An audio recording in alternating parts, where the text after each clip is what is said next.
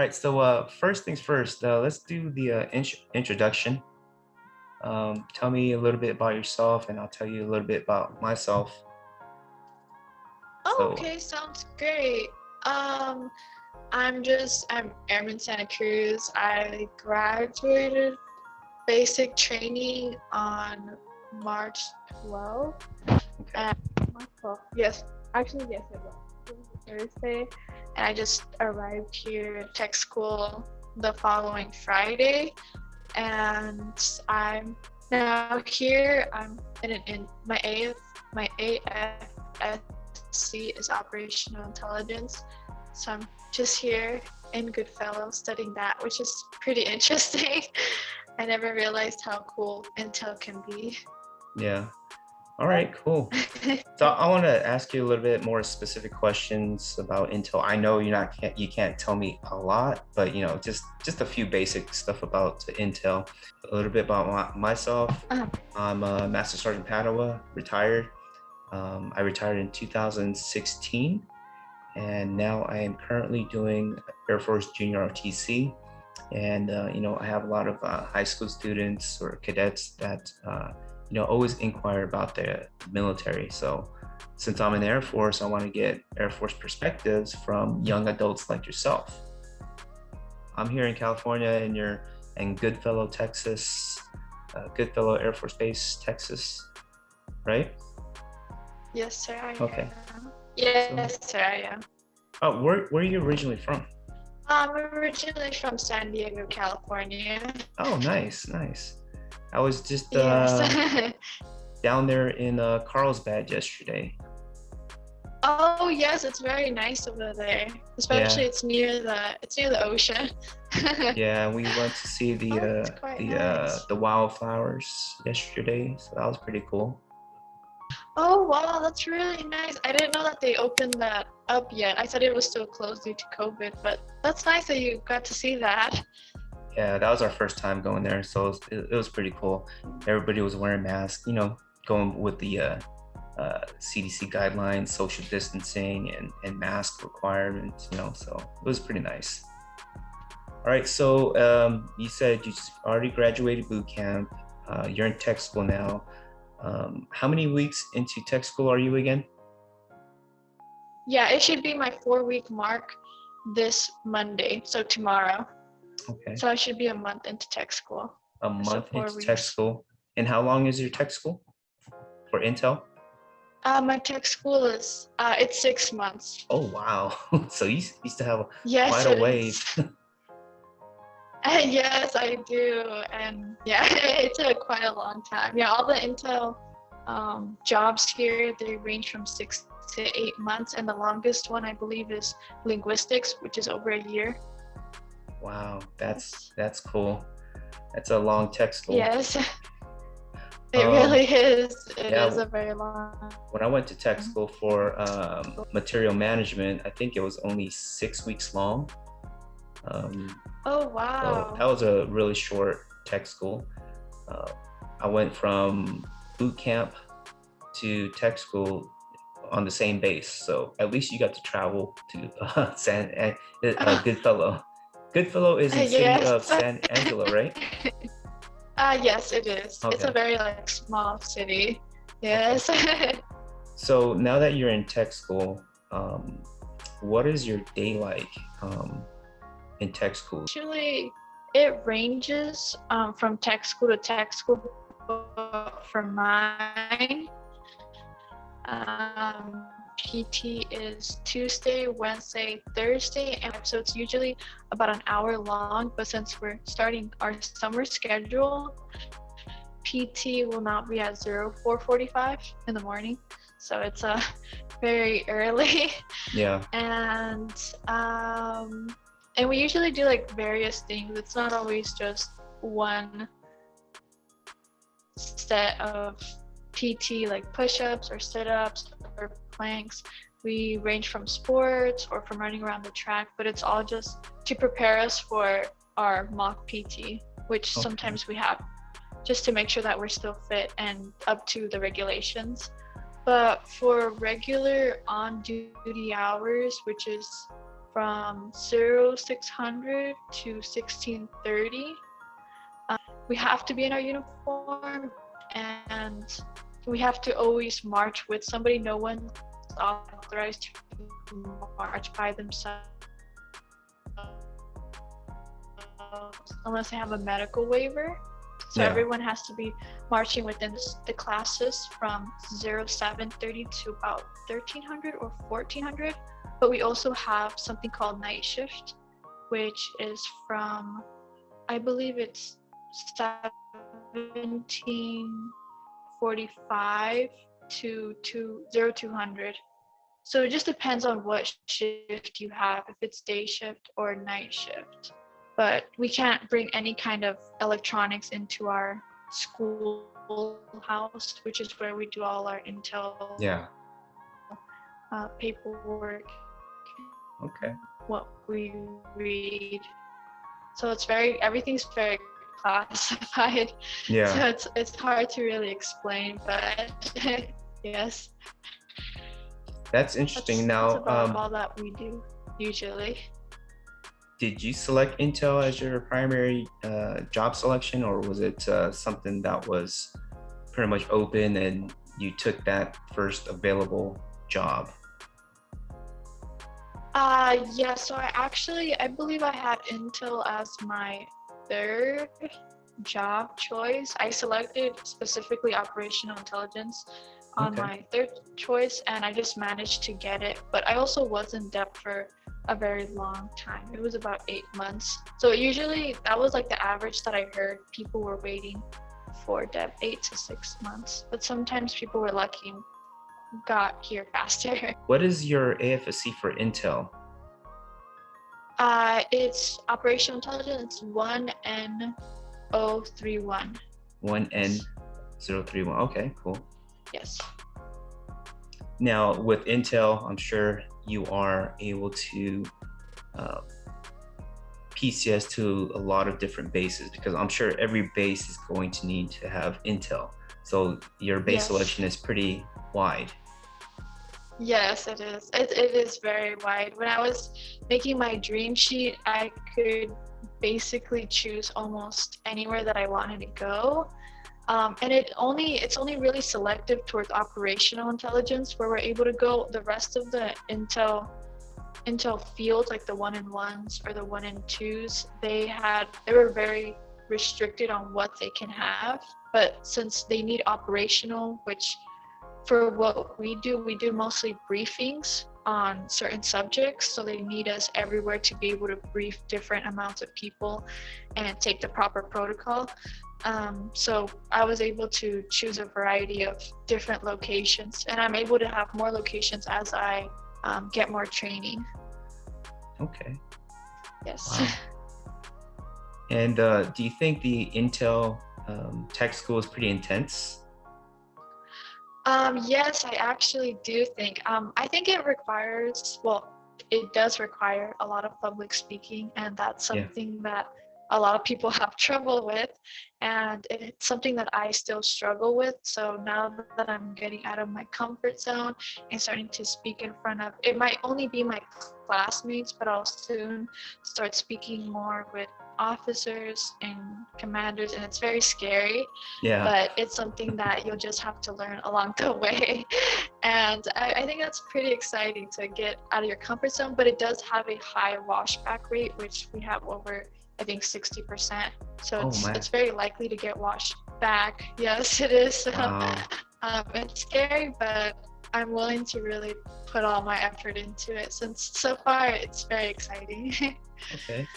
Yeah, that's one of the scariest thing about going to tech school, especially if you selected a specific job, and then if it's got a high washback rate, it can get nerve-wracking, because you're concentrating on passing that tech school, that course, but then at the same time you're also probably like nervous with the washback, thinking, oh, if I fail, I'm going to get washed back, and then I have to go into another career field.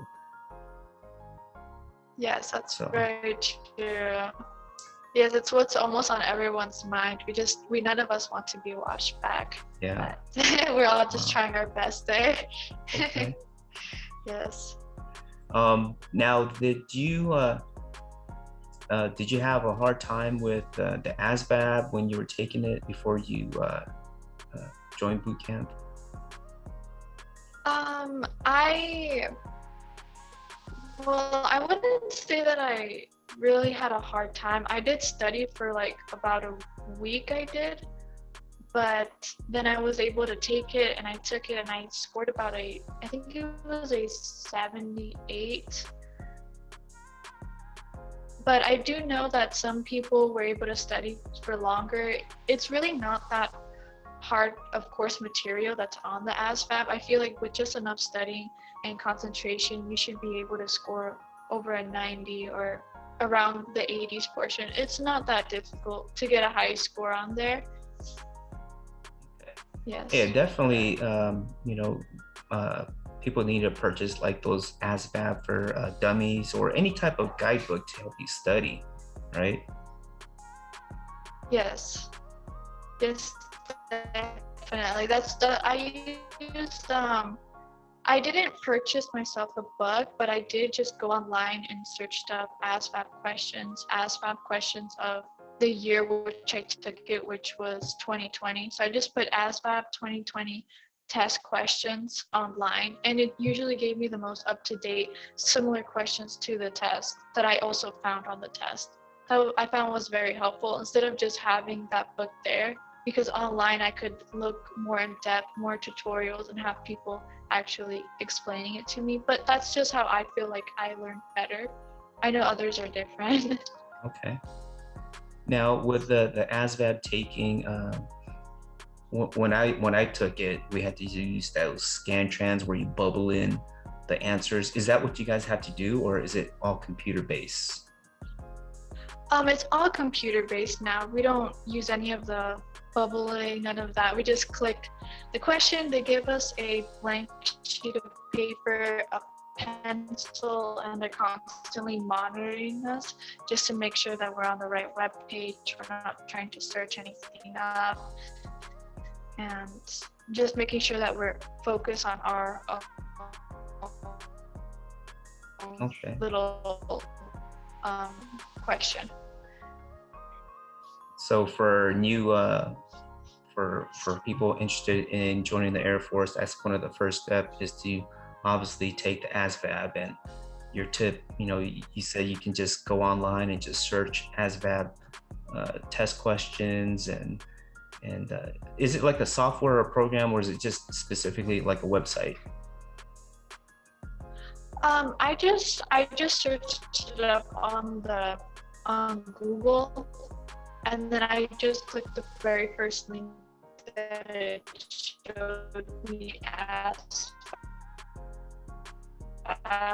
2020 questions or similar questions, and then I saw the questions that were on there, and I decided to write them down on a separate piece of paper. Or there's also Asvab on the App Store for iPhone users, and I was able to use that as well, and it helped. They're all very similar, up-to-date questions, so you can just easily access them for free. It should be that title. Yes, but they helped a lot. All right. Yeah, I'm gonna have to definitely look that up. Yes. Go online and check it out, because I'm kind of curious as to what my score would be if I were to take the Asvab, and just do these test questions. Because when I was growing up, it's been a long time since I took the test, so that's why I kind of want to see where I would score. But that's awesome. You're in Goodfellow in San Angelo, Texas. Now, do you have any classmates that are cross-training into that career field right now? We have a technical cross-training that have already been in the Air Force for both about a decade. They cross-trained from, I think it was crew chief that they were, both of them actually. But they already have been in for about a decade, and now they're really cross-training to come here. Yes. Nice. But there's also a lot portion of operational intelligence that are reclassified due to washbacks from others. Like the majority of them sometimes can be from EODs. Oh, wow. Okay. How do you guys get around in tech school? Because I know there's some students, like I said, that are cross-trained in there, and they've already been in, a few years in the Air Force. And like you said, you had a couple of people that's already been in 10 years. So I'm sure they are able to have a car, right? While at tech school? Yes, they are.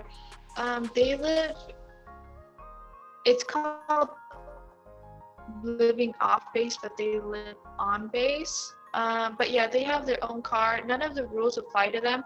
They don't have to march as a unit, or they don't have to march with us. They don't have to do PT with us because they have already been in the Air Force. They're just trying to still, since we're tech schoolers and barely out of basic training, they're just trying to instill those core values and that core discipline that they tried to teach us, or that they have taught us, but they want to make sure that we still have that embedded into us, that we don't just come to tech school and then just throw it all away. Yeah, makes sense. So that's why we do those things in tech school, but those rules don't apply to them. Since they have already been in the Air Force, it's expected of them to know what the rules are.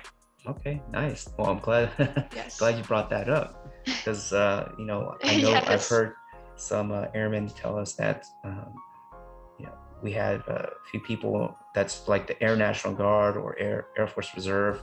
They are a lot older already and been in the Air Force, and they were able to drive their vehicles. So oh yes, definitely. Okay, so now that you said that you have some classmates that have vehicles or cars with them at tech school, now the question to you is, like, how do you guys get around if you are tech school students and don't have a car? How do you guys go shopping? How do you guys get around? And can you explain that?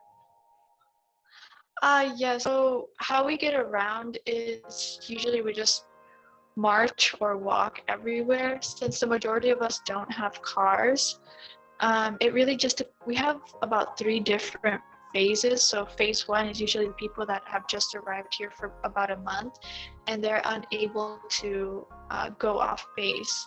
So only when you're phase 3, you're allowed off base, and usually the way that they get around to go shopping outside is they usually take an Uber, or they ask somebody who does have a car that has already prior been into the Air Force. They ask if they can somehow pay them to take them places. Mm-hmm. But usually we just walk everywhere around the base. We could be walking for about 30 minutes just to go places, but usually our dorms are very close to the commissary and the BX and to other shopping facilities if we need them. So that's our only way of transportation. So we either decide to, so some actually do buy a bike, but majority of us just walk. I would probably buy a bike myself because Texas is really hot out there and humid, I'm sure. Yes. Yes, it is. And it's very humid. Yeah. And then to be walking around in uniform. So you're in phase 1, you said, right? Yes, sir, I am. Okay, so for phase 1, you have to be in uniform. So let's say you want to go to the base exchange. Do you have to be in your OCPs or your PT gear or your blues? Do you have options? So the uniform that we wear on duty hours, we have to be in uniform. After 16:30, we're allowed to be in PT uniform. And if we're in PT uniform, we still have to salute and we have to follow the rules of having earphones in when outside or walking. We can't also walk with our phones in our hands because technically this is still a uniform that we're wearing. Yeah. So this is the only thing that we're authorized to wear other than our actual uniform that we wear during duty hours. Okay. So, but until phase 2, then you're allowed to wear civilian clothing. All right. So you're gonna wear your PT gear to like the base exchange and commissary, and you can shop in your PT gear. Yes, sir. That's Okay. correct. And now moving on to phases, is there like a specified time length that all students move into the phase, or is it how well you guys do, or is it based on your performance? How is that based on? So for the phases, we have to have 2 consecutive uniform inspections that we both pass. So every Monday at 45, we have to line up and be ready for our uniform to be inspected. And each Monday we rotate from our OCPs to our dress blues, and we have to make sure that they look clean, they look presentable, and that shows them that we're taking care of our uniforms. So after we pass 2 consecutive uniform inspections, we also have 2 consecutive dorm inspections. And once we pass those and our living area is squared away, then we're able to phase up. But if we don't pass one uniform, we have to wait 2 more Mondays to make sure that it's both back-to-back passing. Okay. And that's how we phase up. Yes. And now by phasing up, is it individual or is it like a class?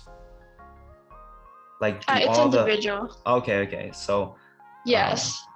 That's good then, because if it's class, then you probably would not go into the phases that quick, because there's always got to be that one person that just messes it up for everybody. Yes, that's true. No, I completely understand. Yes, but it's all individually. The same with the room inspections. I mean, whoever the individual seems to be rooming with, it just has to make sure that everything is clean. But it usually always is. But the uniform inspection is individually always on yourself. So if your uniform is great, you should be completely fine. One last question I want to ask you: how's a DFAC at Goodfellow? Oh, it's great. I actually love it. I do. I like all the food there. I know some people don't like the food too much at the DFAC, but compared to basic training food and like having to always be rushed, we only had 10 minutes to eat, so it feels great to actually sit down and eat our food. And there's a whole bunch of variety, and it's already food that we have to pay for, so it's kind of like, I'm just gonna eat the food, and it's really great. I personally love it. We have a whole bunch of variety. We always get to have salads or like carrots and celery, or there's like Asian food that we can eat, or more American style hamburgers. It's a lot of variety. It's great here. That's one of the things I kind of miss about the DFAC, just to go get in line and check out the food line. You have your burgers, you have the menu of the week or the day, and all that stuff. But breakfast was my favorite. I love breakfast at the DFAC. I love getting like the omelets and making my own omelet. Do you do that? Yes. Yes, we do actually. We do the same thing as well. Yeah, that's we get in line and we just yes. Yeah, it's great over here. Okay, cool. We get to do the same thing. Yes. All right. Well, again, I appreciate all the answers to my questions, and I would love to do more collaboration with you in the future to just to see how your journey is going, throughout your tech school and getting into operational Air Force. That would be like the best thing ever. Once you get out there, graduate tech school and then get to your first base. Speaking of first base, what does your dream sheet look like?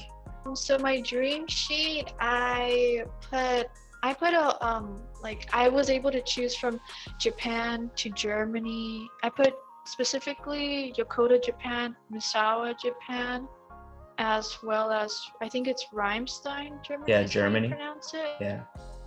Yes, I had a whole bunch of options, but I actually found out, I believe this Friday, where I am going. I'm pretty excited. A lot of people are worried about the base, but it's Ellsworth, South Dakota. Oh, okay. And I like the nature. Yeah, that's good. So I like the nature, so I was pretty happy with the choice, but Nice. I'm glad. Okay. Yes, thank you. South Dakota.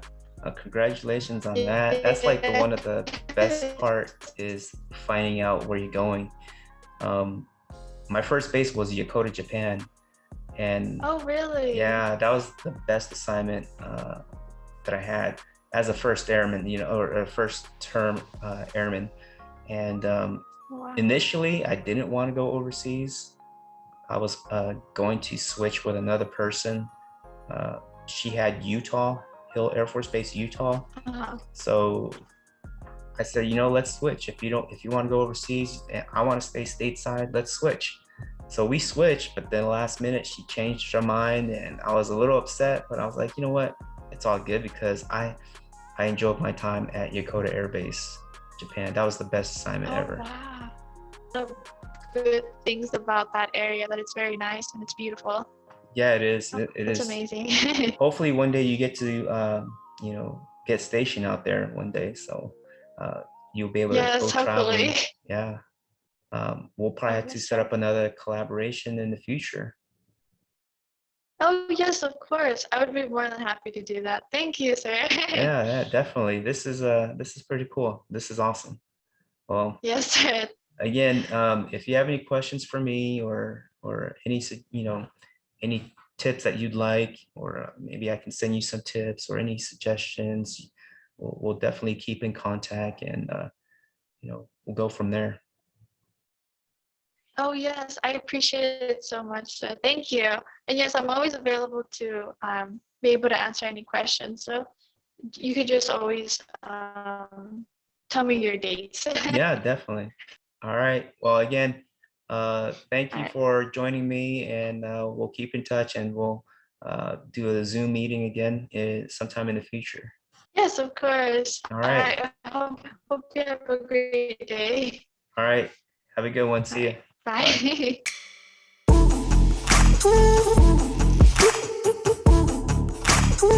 Bye.